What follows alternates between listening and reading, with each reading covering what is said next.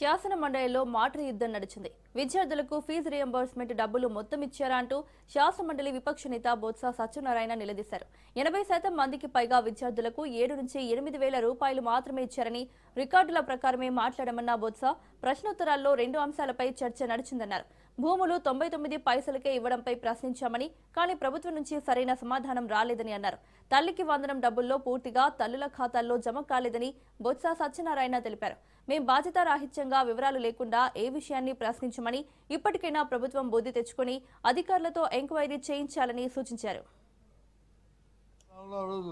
రాజశేఖర గారు ముఖ్యమంత్రి ఉన్నప్పుడే విశాఖపట్నంలో ఐటీ పార్క్ పెట్టాం, కొంతమంది భూములు ఇచ్చాం, పెద్ద పెద్ద కంపెనీలు తీసుకొచ్చాం. దాంతో పాటు ఇండస్ట్రియల్ గా విశాఖపట్నాన్ని డెవలప్ చేయడానికి ఆ రోజే మేము ప్రారంభం చేస్తాం. ఈ రోజు రియల్ ఎస్టేట్ సంస్థకు వచ్చి 99 పైసలకే భూములు ఇస్తామంటున్నారు. ఏం దాన్ని ఒక సిస్టమ్ ఉంది కదా గవర్నమెంట్ లో, ఇంట్రెస్ట్ వెళ్ళడం, దాంట్లో ఎవరు వస్తారో ఆ కంపెనీ తాలకు వర్క్ చూడడం, వాళ్ళకు ఇవ్వడం అనేది. ఎందుకు ఆ కార్యక్రమం చేయకుండా లోపాకారిగా మీరు ఒప్పందం ఎందుకు చేస్తున్నారు? ఇళ్ళకి ఇస్తున్న భూములు ఏంటి? ఆ రోజు అదాని డేటా సెంటర్ వచ్చి మేము ఆ రోజు దాన్ని పెట్టడము, ఆ కార్యక్రమంలో జరిగిన ఎంఓఎల్ఏ కదా ఇవాళ అక్కడికి వచ్చిన ఏదైనా సరే గూగుల్ సెంటర్ వస్తుందంటే దానికి అదే కారణం కదా. రాష్ట్రపతి తెలియదు అనుకున్నారా? వాళ్ళే చెప్పారు, మేము కాదు.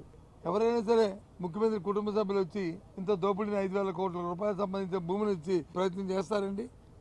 అలాగే చూస్తే ఏం చేస్తాం?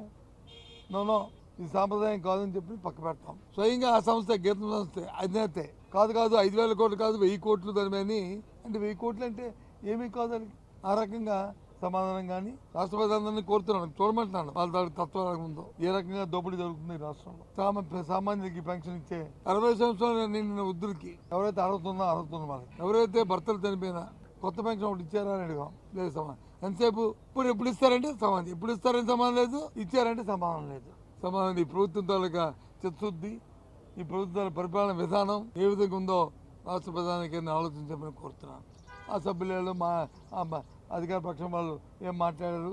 ఊరికే వాళ్ళు డబ్బా కొట్టుకున్నారు. అమ్మఒడి గురించి వచ్చింది, తల్లికి వందనం. మేము వస్తే మాత్రం 15 పూర్తిగా ఇస్తాను, ఏ ఒక్కరికైనా 15 ఇచ్చారా అనేది మా సభ్యుడు అడిగాడు. దానికి సమాధానం లేదు.